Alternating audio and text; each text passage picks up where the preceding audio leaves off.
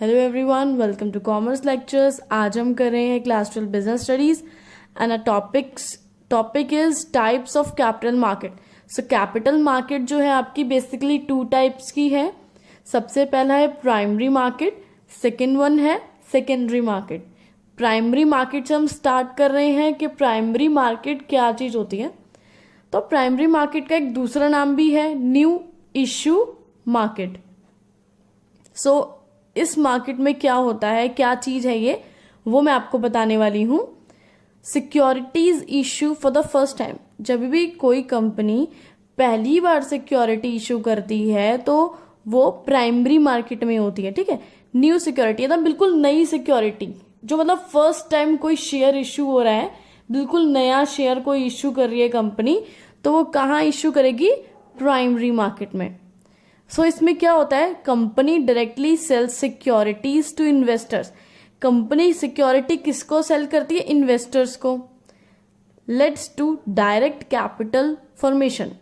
ठीक है, इससे क्या होगा? डायरेक्ट कैपिटल फॉर्मेशन होगी। अब जैसे कि सपोज मेरी एक कंपनी है, मैंने आपको शेयर बेचा, आपने मेरा शेयर खरीद लिया।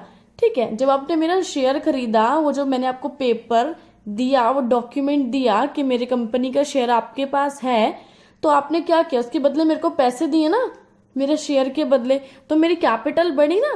तो इस तरह से जब भी एक कंपनी प्राइमरी मार्केट में अपना शेयर या सिक्योरिटी इशू करती है तो उसकी कैपिटल फॉर्मेशन होती है। ऑफ कोर्स शेयर बेचेगी तो पैसे तो उसको मिलेंगे, उसकी कैपिटल तो बढ़ेगी ही।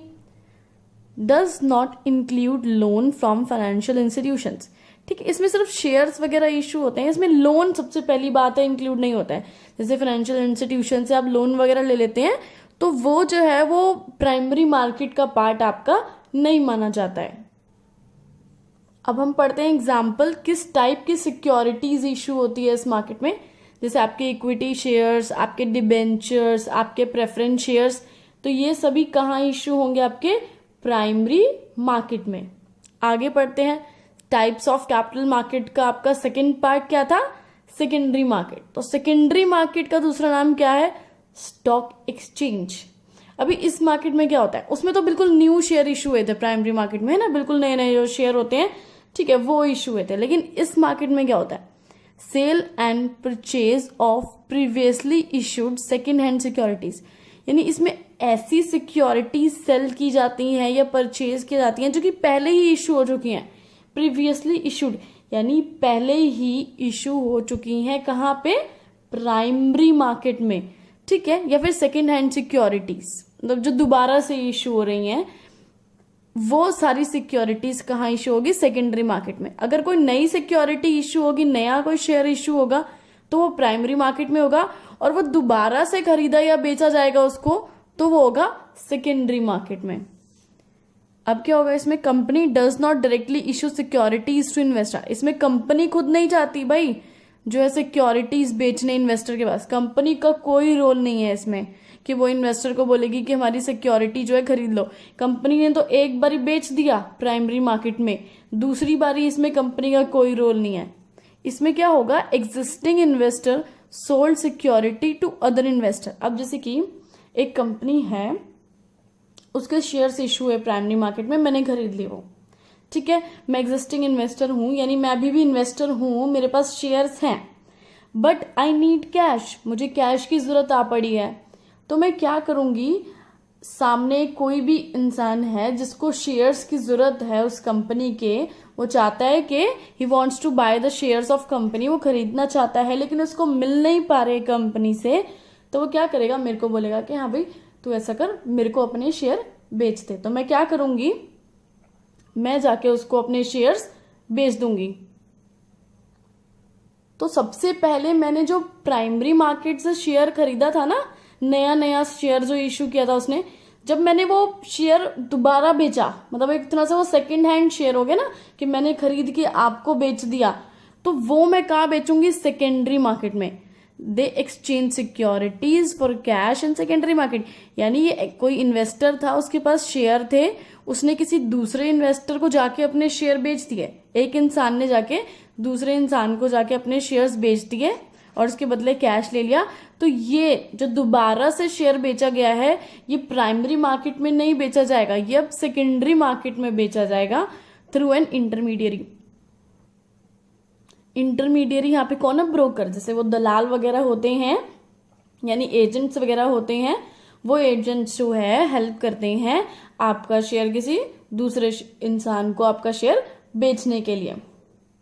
सो secondary market provide liquidity to securities. Liquidity कैसे प्रोवाइड करता है? सपोज अगर सेकेंडरी मार्केट होती ही नहीं, मैंने तो शेयर खरीद लिए, अब वो तो बस मेरे पैसे तो ब्लॉक हो गए, रुक गए, जब तक या तो कंपनी जो है बंद ना हो या कुछ भी उसके साथ ऐसा ना हो कि वो मेरे पैसे दे, या फिर जो मैंने जिस टाइम तक के लिए खरीदे हैं वो टाइम पीरियड जो है पूरा हो जाए, तब जाके मुझे पैसे मिलेंगे, ऐसे तो मिलेंगे ही नहीं पैसे। तो सेकेंडरी मार्केट आपकी क्या काम करती है? सिक्योरिटीज को लिक्विडिटी प्रोवाइड करती है कि हाँ भाई मेरे पास शेयर हैं और मुझे उसके बदले कैश चाहिए, तो मैं किसी और को जाके बेच सकती हूँ। इससे क्या होगा? It leads to indirect capital formation. जैसे कि हमने पढ़ा था प्राइमरी मार्केट में डायरेक्ट कैपिटल फॉर्मेशन होती थी कि आपने किसी को शेयर बेचा कंपनी ने, और जिसने भी शेयर खरीदा उसने जाके कंपनी को पैसे दे दिए, तो कैपिटल फॉर्मेशन हो गई। लेकिन ये प्राइमरी मार्केट में था। लेकिन इसमें इनडायरेक्ट कैपिटल फॉर्मेशन है, इसमें कंपनी को एडिशनल कैपिटल नहीं मिलती है कुछ भी। क्यों नहीं मिलती इसमें कंपनी को एडिशनल कैपिटल?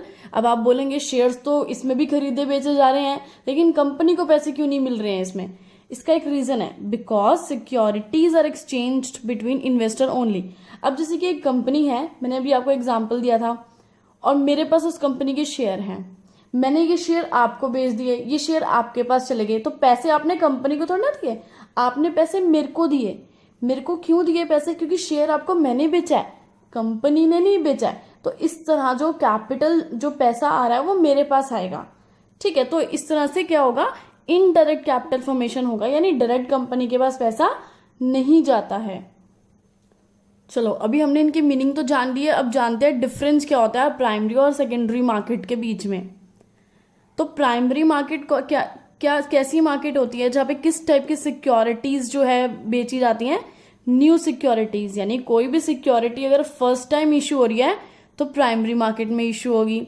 और अगर सेकेंडरी मार्केट की बात की जाए तो सेल परचेज ऑफ एग्जिस्टिंग और सेकेंड हैंड सिक्योरिटीज।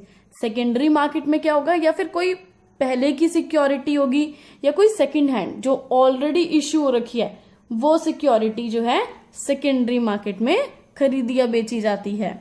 आगे बढ़ते हैं। इशूड बाय, इशू कौन करता है? सिक्योरिटीज। प्राइमरी मार्केट की अगर बात की जाए तो डायरेक्ट जो है कंपनी बेचती है सिक्योरिटीज, क्योंकि पहली बार कोई सिक्योरिटी इशू हो रही है तो वो कंपनी देगी। बट अगर सेकेंडरी मार्केट की बात करें तो securities are exchange between investors only.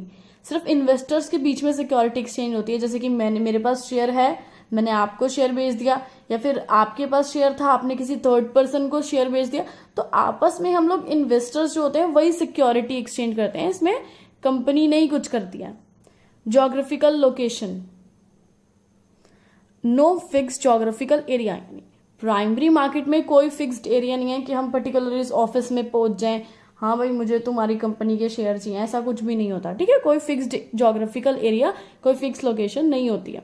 लेकिन अगर हम सेकेंडरी मार्केट की बात करें, स्टॉक एक्सचेंज की बात करें, तो फिक्स ज्योग्राफिकल एरिया होता है, पर्टिकुलर एक ऑफिस होता है, ठीक है। आगे बढ़ते हैं। प्राइस, प्राइस कौन डिसाइड करता है प्राइमरी मार्केट में सिक्योरिटीज का? Companies management fixes the price of securities, यानी कंपनी की जो मैनेजमेंट है, कंपनी डिसाइड करेगी कि हाँ भाई हम शेयर्स इशू कर रहे हैं और एक शेयर का प्राइस 10 रुपए है या 11 रुपए है या 12 रुपए है, ये टोटली कंपनी के ऊपर डिपेंड है, क्योंकि प्राइमरी मार्केट में कौन इशू कर रहा है शेयर्स? इशू कर रही है कंपनी। लेकिन सेकेंडरी मार्केट में तो कंपनी का कोई रोल है नहीं, तो प्राइस कौन फिक्स करेगा? Price is fixed by demand and supply forces of securities, यानी अगर डिमांड ज्यादा है सेकेंडरी मार्केट में सिक्योरिटीज की, किसी भी कंपनी के शेयर्स की बहुत ज्यादा डिमांड है, तो प्राइस बहुत ज्यादा हो जाएंगे। अगर कोई डिमांड है ही नहीं या फिर सप्लाई नहीं है तो क्या होगा? जैसे सप्लाई नहीं है और डिमांड बहुत ज्यादा है तो प्राइस हाई, ठीक है। आपने ये इकोनॉमिक्स में पढ़ा होगा ना, सप्लाई एंड डिमांड फोर्सेस कैसे रिएक्ट करती हैं, तो प्राइस इसके अकॉर्डिंग डिसाइड होते हैं। नेक्स्ट पॉइंट पर चलते हैं अब। Companies involvement. अभी प्राइमरी मार्केट की बात करें तो company directly involve in the transaction, company involve होती है। कैसे? क्योंकि कंपनी ही तो होती है जो प्राइमरी मार्केट में इश्यू करती है शेयर्स। बट अगर सेकेंडरी मार्केट की बात करें तो no involvement of company in the transaction, कोई इन्वॉल्वमेंट नहीं होती कंपनी की। क्यों? क्योंकि आपस में जो आपके इन्वेस्टर्स होते हैं वही एक्सचेंज करते रहते हैं आपके सिक्योरिटीज, कंपनी का कोई रोल नहीं होता। बाइंग एंड सेलिंग, अब इसमें बाइंग एंड सेलिंग क्या क्या क्या होता है? प्राइमरी मार्केट में सिर्फ buying of securities takes place, यानी सिर्फ खरीदी जाती हैं, यानी कंपनी ने इश्यू कर दी सिक्योरिटीज और हम लोग इन्वेस्टर हैं, हम लोग जनरल पब्लिक हैं, हमने शेयर्स खरीद लिए, तो सिर्फ हम शेयर्स खरीदेंगे प्राइमरी मार्केट में। लेकिन सेकेंडरी मार्केट में क्या होगा? Both buying and selling securities takes place. अभी क्या होगा सेकेंडरी मार्केट में? मैंने आपको शेयर्स बेच दिए तो वो सेलिंग हो गया, आपने खरीद लिए, है ना। तो इसमें दोनों चीजें होती हैं, जैसे कि मैं बेच रही हूं, आप खरीद रहे हैं, या आप किसी थर्ड पर्सन को दोबारा बेच रहे हैं, या वो थर्ड पर्सन आके दोबारा मेरे को बेच रहा है। तो इसमें दोनों चीजें होती हैं, बाइंग भी होता है और सेलिंग भी होता है। अभी ये बात आती है लास्ट पॉइंट, कैपिटल फॉर्मेशन, जो कि मैं बीच में आपको दोबारा से डेफिनेशन में बता चुकी हूं पहले ही। Directly contributes to capital formation. अभी कैपिटल फॉर्मेशन इसमें होता है प्राइमरी मार्केट में। क्यों? इसका एक रीजन है, because funds flow from investor to company, यानी कंपनी जब शेयर इश्यू करती है तो मैं एक इन्वेस्टर हूं, मैं जाके कंपनी के शेयर खरीदूंगी और जाके कंपनी को पैसे दे दूंगी। तो पैसा किसके पास गया? मेरे पास से, यानी इन्वेस्टर हूं मैं, मेरे पास से किसके पास गया? कंपनी के पास। तो कैपिटल फॉर्मेशन हुई, कैपिटल बढ़ी। बट इस केस में इनडायरेक्ट कैपिटल फॉर्मेशन है। अभी इनडायरेक्ट क्यों है? Because funds are exchanged between investors only, जो आपके इन्वेस्टर्स हैं सिर्फ उनके ही बीच में, जैसे आप हो और मैं हूं, हम दोनों इन्वेस्टर्स हैं, हमने आपस में शेयर्स एक्सचेंज कर लिए, मैंने अपने शेयर्स आपको बेच दिए या फिर आपने अपने शेयर्स मेरे को बेच दिए, तो उसमें इनडायरेक्ट कैपिटल फॉर्मेशन होता है, डायरेक्ट कैपिटल फॉर्मेशन नहीं होता है। इसी के साथ आपका ये वीडियो खत्म हुआ। Thanks for watching this video. Please like, share and subscribe.